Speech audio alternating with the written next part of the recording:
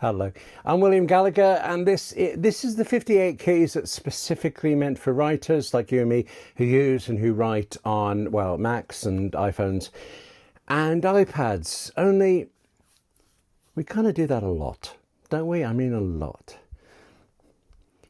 Listen, it is just you and me here. How do you fancy skipping out and just going somewhere away from screens and technology for a bit? Yeah, yeah. Let's do it. Okay, so right. Oh, hang on. Need battery. So, we're driving to Hay-on-Wye. If you know it, you know it's a book town. Really, it's a town that's kind of on the border between England and Wales. You could actually argue that, and people do. But it's a town, right? It's got books. It's like a small town, but it has this like nicely crazy arrangement of streets and books everywhere.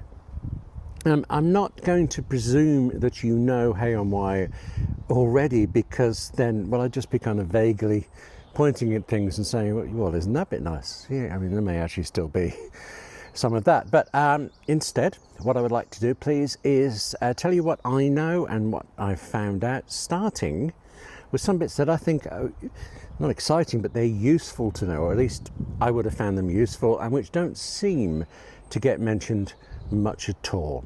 Don't know why. Such as, Hay is a food town, all right, it's a book town. Okay, founded in the year something by someone. Look, I'm away from screens and technology, aren't I? I'm away from Wikipedia. Actually, I bet you there's a book about Hay-on-Wye at Hay-on-Wye. I mean, it has everything. There's bound to be. Specifically, okay, and officially, Hay-on-Wye has 27 bookshops. I mean, actually, in reality, there are kind of more, because most places you go there will have a shelf or three of books as well, but 27 is the count. Importantly, Hay, it's chiefly a town of second-hand bookshops, but not exclusively. There are many places that sell at least some books brand new and at full price, but that's actual full price, not whatever Amazon has bludgeoned publishers down into. I mean, which is fine. I mean, not the bludgeoning, I mean, the full price is fine. But when, you know, you've spent a day piling up ridiculously cheap and great second-hand books, you can find it a little bit of a shock when the 6 ones you've just picked out are all of them full price. Also, there is a chance you'll be disappointed if you fancy seeing all 27 bookstores. I mean, exhausted, definitely, but maybe also disappointed. I mean, I don't think it's practical for you to see them all. I mean, obviously it depends on your determination and how long you're spending there, really. But how about this? In a moment, I would like to recommend what have become my favourites bookshops there, just a few of the 27. But the thing to know, the important thing, is when they're open. Now, you can assume that every bookshop is open every day during the season. Just good luck knowing what the season is. Nobody actually says. I mean, you can take it for granted that it's summer. You can be sure that it's around the time of the Hay Literature Festival, which is late May this year, 2025. I think it might sometimes just kind of nip across the border into June, but it's May this year. And actually, just an aside about the festival, I've never been here for the festival. You can guess what it's like. I mean, from how busy Hay'll get, but also how it'll be authors talking at events. That sounds dull when you put it like that. Well, of course it isn't. It's just, for some reason, the lineup's not yet got me rushing to it. But back to opening hours around the rest of the year. Most stores are open most days, but a few will tell you that they are closed on Sundays, and importantly, a few others won't say one or the other, but are closed. Just be sure to visit the bookshops you want on any day you get there. Go there first, except Sundays. I mean, you might be lucky. But for example, right now, you and I, we're only here for a couple of days, so this is a thing. As is parking. I mean, look at the quality of information you get here. Let's talk about parking. So exciting. Yeah, but as it happens, you will talk about parking, because if you go to the main car park on Oxford Road, right, you're going to have time and cause to talk about it with strangers passing by. Some of the parking meters, the stations for that, will only take coins, but all of them take their time, and I mean seriously. If you understand the peculiar instructions perfectly and you get it all right straight away, still it then takes so long for it to actually take your money that you will be certain you've got it wrong. I saw a relationship fall apart in the queue in front of me, and I wish I was kidding. I mean, all right, okay, I think you've got to expect that the couple had a pre-existing condition, but it wasn't nice to watch.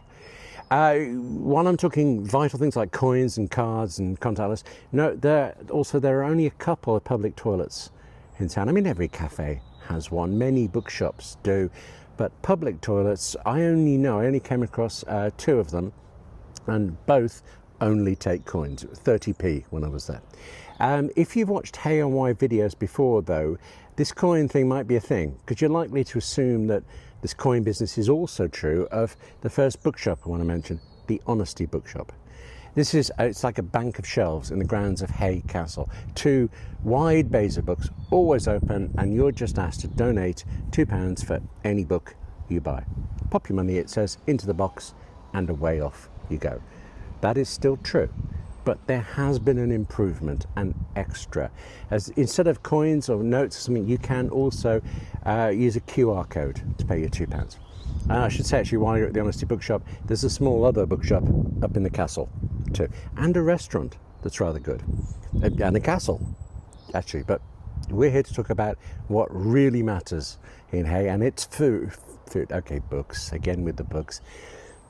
So you've seen the Honesty Bookshop. If you go over here and just look over the low castle walls, you'll see you're actually right in the town. And all along this street and all along the streets around it, there are bookshops. If you visit only one, though, it has to be Richard Booth's bookshop, because this is what made Hay. I mean, it's very good, but also it's what made Hay the town it is. All across the town, right, you can see buildings that it was a normal town. They were used for industry and retail, and now they're bookshops, chiefly because of the success of this Richard Booth one. It's on Lion Street, and it has 3 floors of books, 2 of which are just enormously long. I mean, actually, the third one, the basement, is pretty big too. In case you do know Hay from a while ago, when I was last there many, many years ago, the front of this store was all very nice, but the further in you went, the kind of dark alleys, it got a bit dank. That's over, that's gone. New bookcases, yes, they're still to the front. Books, they're still to the front, but I went all over it, and the whole place is well cared for, well used, well loved, and also old. Let me whisk you some more around the shelf so you can see for yourself a little bit of it. But also, listen to this, please. This is the sound of the Richard Booth Bookshop.